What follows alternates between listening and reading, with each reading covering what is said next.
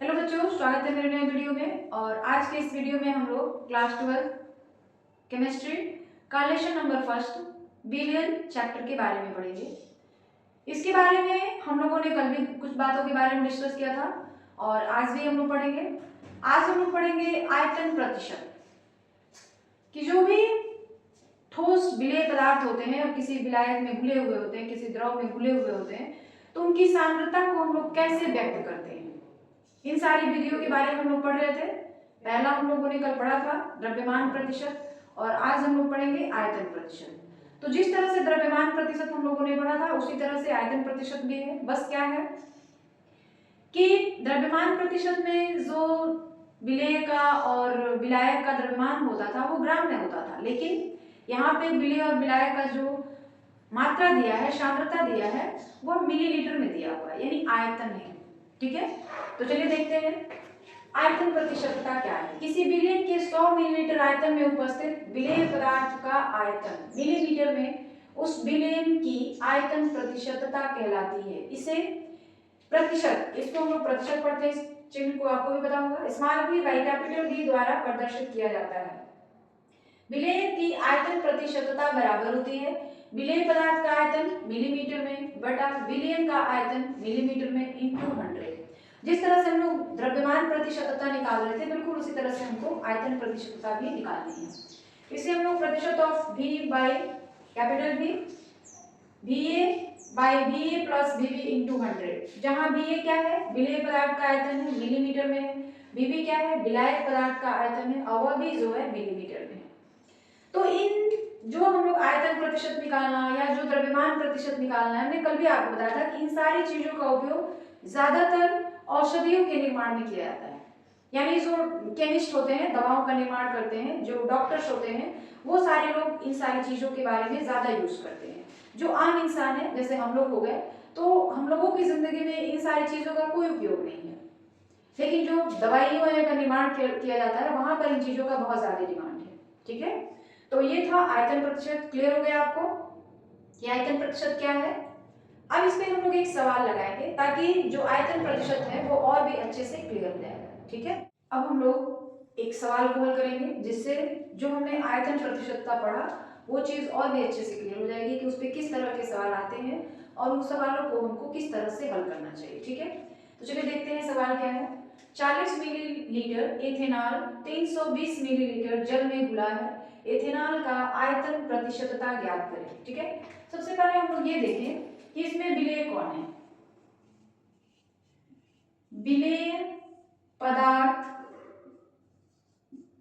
का आयतन कितना दिया हुआ है,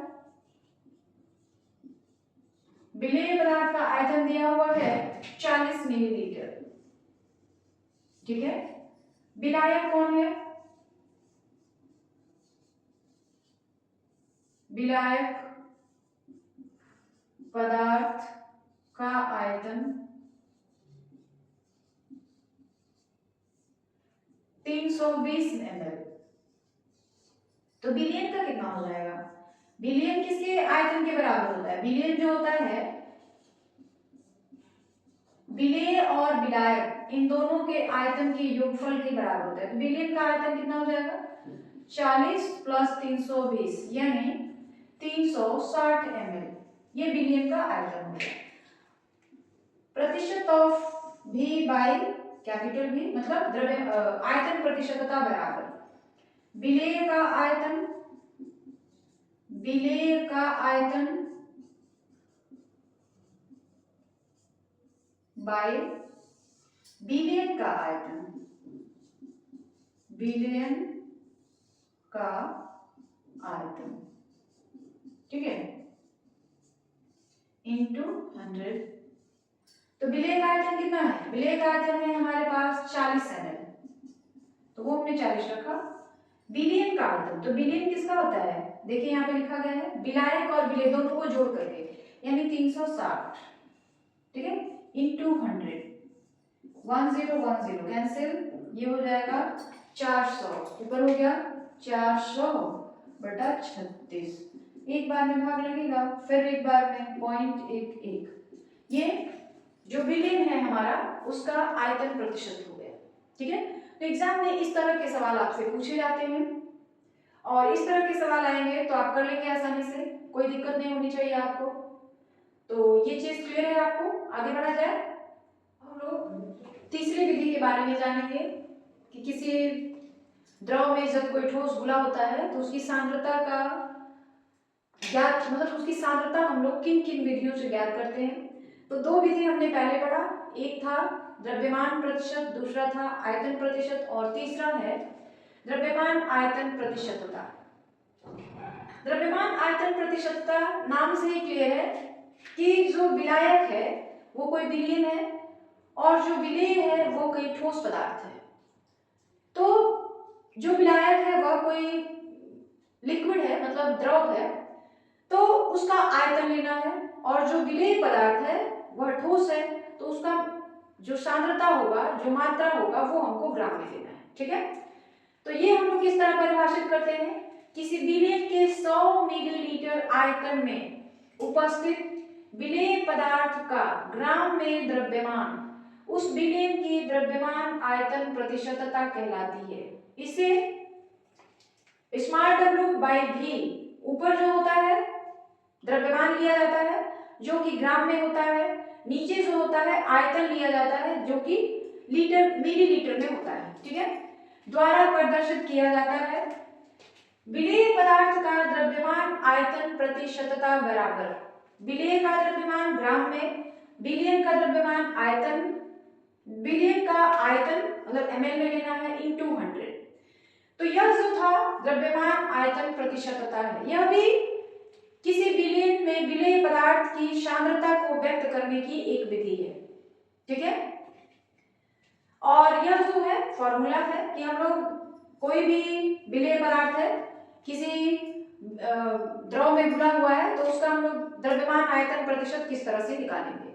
ठीक है, अब जो है उसी द्रव्यमान आयतन प्रतिशतता पर आधारित एक सवाल हम लोग करेंगे जिससे जो चीजें हैं और भी अच्छे से क्लियर हो जाएंगी। ठीक है, और सवाल है हमारा 40 ग्राम सुक्रोज को जल में घोलकर 500 ml विलयन बनाया गया।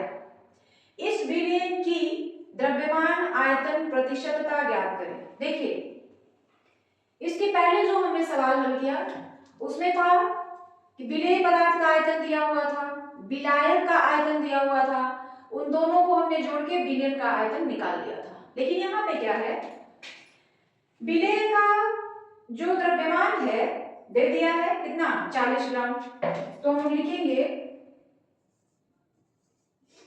विलेय का द्रव्यमान 40 ग्राम। ठीक है, विलयन का आयतन, विलयन का आयतन 500, विलायक नहीं विलयन का आयतन 500 ml। अब हमको विलेय पदार्थ का द्रव्यमान आयतन प्रतिशत निकालना है। इसको हम इस तरह शॉर्टकट में लिखते हैं, द्रव्यमान आयतन प्रतिशत बराबर विलेय का द्रव्यमान किसमें, ग्राम में, नीचे रहेगा विलयन का आयतन, विलयन का आयतन किसमें ये रहेगा मिलीलीटर। ठीक है, अब ये सारे मान हमको पता है, मान बस रख देने हैं। विलेय का मान कितना दिया, विलेय का द्रव्यमान दिया हुआ है 40 ग्राम, तो हमने 40 रखा। विलयन का आयतन मिलीलीटर में वो हमको दे दिया है कितना 500 ग्राम, 500 ml, तो हमने 500 ml रख लिया into 100, 20 कैंसिल आउट हो गए, 5 8 40, तो इसका जो आएगा वो कितना हो जाएगा 8%। यानी ये जो विलयन है 40 ग्राम सुक्रोज को घोल करके 500 ml का जो विलयन बनाया गया है उसमें द्रव्यमान आयतन प्रतिशत जो होगा विलेय का वो हो जाएगा 8%। तो इससे रिलेटेड जो सवाल होते हैं इसी तरह के आते हैं। ठीक है, और इस तरह के सवाल आएंगे अगर आपको तो किस तरह से हल करना है आपको पता चल गया, इस तरह के सवालों को आसानी से आप हल कर लेंगे। ठीक है, तो आगे बढ़ा जाए। अब हम लोग चौथी विधि के बारे में पढ़ेंगे, और ये चौथी विधि जो है यह भी किसी पदार्थ की सांद्रता व्यक्त करने की विधि है और सांद्रता को हम लोग यहाँ पे प्रतिशत में व्यक्त करते हैं, ठीक है। और इस विधि का नाम है पार्ट प्रति मिलियन। पार्ट प्रति मिलियन क्या है? किसी विलेय पदार्थ के भागों की वह संख्या जो किसी बिलियन के 10 लाख या 10 के पावर 6, जिसको हम लोग 1 मिलियन कहते हैं, भागों में उपस्थित हो, पार्ट प्रति मिलियन कहलाती है। इसे हम लोग ppm से व्यक्त करते हैं। कहने का मतलब ये है कि 10 लाख जो है बिलियन की मात्रा ली गई है, 10 लाख या 10 के पावर 6 भागों में उपस्थित। तो हमने जो बिलियन की मात्रा ली गई है, बिलियन का जो द्रव्यमान लिया गया है वो 10 लाख लिया गया है, या कहा जाए 1 मिलियन लिया गया है। उसमें जो विलेय पदार्थ है उसकी कितनी मात्रा उपस्थित है उसे ही हम लोग पार्ट प्रति मिलियन कहेंगे, ठीक है। मतलब ये कि 1 मिलियन बिलियन में विलेय पदार्थ के भागों की संख्या या कहा जाए मात्रा जो होगा उसी को हम लोग पार्ट प्रति मिलियन कहेंगे। एक और होता है पार्ट प्रति बिलियन। तो यहाँ पे हमने ppm लिखा है ना, तो पार्ट प्रति बिलियन में ppb लिखा जाता है, पार्ट पर बिलियन, और ये हो जाएगा पार्ट पर मिलियन। तो पार्ट पर बिलियन जब की बात की जाती है तो यहाँ पे 10 के पावर 6 नहीं 10 के पावर 9 आ जाता है। बाकी सारे फॉर्मूले वही रहते हैं, बस यहाँ पे चेंज हो जाता है, 10 के पावर 9 आ जाता है। तो 10 के पावर 9 आता है तो पार्ट पर बिलियन पढ़ा जाता है, 10 के पावर 6 है तो पार्ट पर मिलियन पढ़ा जाएगा। यानी 10 लाख बिलियन की मात्रा ली गई है, उसमें आपके विलेय पदार्थ की कितनी मात्रा है, विलेय पदार्थ के भागों की संख्या कितनी है, उसी को हम लोग पार्ट प्रति मिलियन कहते हैं। और उसको निकालने का जो फॉर्मूला है ये है विलेय का द्रव्यमान, उसके नीचे बिलियन का द्रव्यमान इंटू 10 के पावर 6, ठीक है, ये फॉर्मूला है। अब इससे रिलेटेड सवाल को हम कैसे हल करेंगे? तो यहाँ पे हमने एक सवाल भी लिख रखा है। सवाल है हमारा 1000 ग्राम टूथपेस्ट में फ्लोराइड का द्रव्यमान 0.4 ग्राम है। ppm में फ्लोराइड आयनों का सांद्रण कितना होगा? तो ppm में यानी पार्ट पर मिलियन में पूछ रहा है, तो पार्ट पर मिलियन के लिए हमारे पास फॉर्मूला तो पता है, तो हम लोग डायरेक्ट लिखते हैं फ्लोराइड आयनों का सांद्रण, फ्लोराइड आयनों का सांद्रण क्या हो जाएगा? ppm में विलेय का द्रव्यमान, विलेय का द्रव्यमान बाई बिलियन का द्रव्यमान, बिलियन का द्रव्यमान इंटू 10 के पावर 6, ठीक है। देखिए विलेय का द्रव्यमान दिया हुआ है हमको 0.4 ग्राम और विलेय का 1000 इंटू 10 के पावर 6, 10 के पावर 6 का मतलब होता है 1 उसमें 6 0, ठीक है।